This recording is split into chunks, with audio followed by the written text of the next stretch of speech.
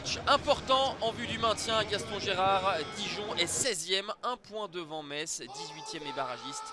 Les deux formations sont en panne de victoire. 4 matchs sans succès pour le DFCO, 7 rencontres sans gagner le moindre match pour les Grenats. En revanche, les derniers matchs nuls respectifs à Amiens et contre Marseille ont plutôt vocation à faire positiver et aller chercher les 3 points précieux avant la trêve pour chacune des deux équipes. On va donner par monsieur Hamel. Et la première situation, elle est pour les Grenats avec l'ouverture du score signé Habib Diallo, l'inévitable Habib Diallo, le meilleur réalisateur messin. 10 buts pour l'attaquant sénégalais. C'est au passage le 5e but inscrit simplement à l'extérieur par les hommes de Vincent Ognon, plus faible attaque à l'extérieur, mais en l'état elle mène cette équipe Grenade à l'extérieur.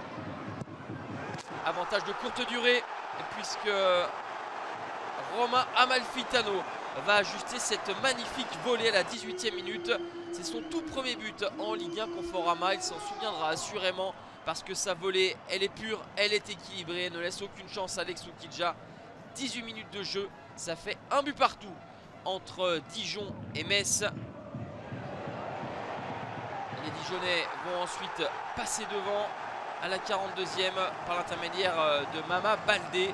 Le Bissau guinéen contrôle bien et enchaîne extérieur. La passe décisive de Lotoa est bien sentie. Et ça fait 2-1 à la pause pour Dijon qui a inversé la tendance. Dijon qui a la plus faible attaque du championnat. 12 buts avant cette rencontre, a réussi à marquer à 2 reprises. Et ils sont entreprenants, les hommes de Stéphane Jobard. Ils commettent des fautes, les Messins. Carton rouge pour Stopila Sunzu. Et pendant plus de 40 minutes, les Messins vont devoir évoluer en infériorité numérique. Pas grand chose dans ce deuxième acte. Il faudra attendre la 91e minute.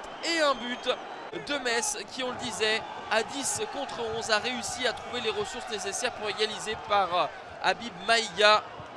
Premier but de la saison pour l'Ivoirien. C'est la première fois que Dijon encaisse un but dans le dernier quart d'heure. Et celui-ci fait plutôt mal aux Bourguignons. Et malgré cette dernière opportunité de Tavares, le score ne bougera plus. 2 buts partout en supériorité numérique pendant une mi-temps. Dijon n'a pas su tenir son avantage et concède le nul à domicile. Au classement, Dijon reste 16e. Metz sort de la zone rouge.